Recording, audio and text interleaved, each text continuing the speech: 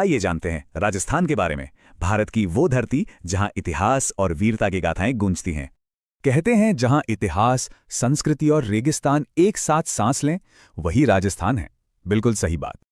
और हाँ, राजस्थान भारत का सबसे बड़ा राज्य है। देश का करीब 10.4% हिस्सा इसी के पास है। तो आगे हम 5 खास पहलुओं पर बात करेंगे। यहाँ की भूमि, लोग, विरासत, प्रशासन और अर्थव्यवस्था। तो सबसे पहले बात करते हैं राजस्थान की जमीन और यहाँ के मौसम की। देखिए, इसकी भौगोलिक स्थिति काफी खास है। सीमाएं 5 राज्यों और पाकिस्तान से भी लगती हैं।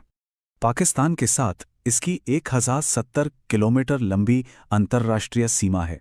यह सिर्फ एक लाइन नहीं, बहुत महत्वपूर्ण है। यहाँ की जमीन में भी गजब की विविधता है।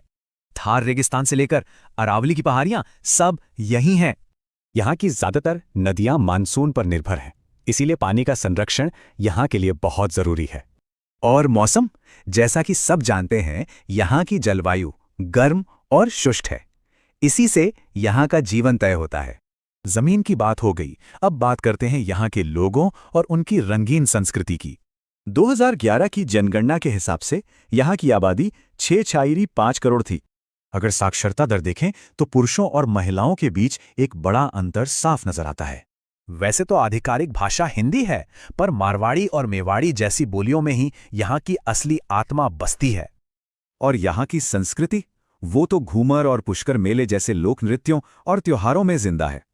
चलिए अब समझते हैं यहाँ की विरासत और आज के प्रशासन को, जो आपस में काफी जुड़े हुए हैं। वीरों की भूमि इसे ऐसे ही नहीं कहते। सिसोदिया और राठौर जैसे राजवंशों ने इसका इतिहास लिखा है। आज के राजस्थान की बात करें तो राजधानी जयपुर है और यहाँ कुल 50 जिले और 10 संभाग हैं।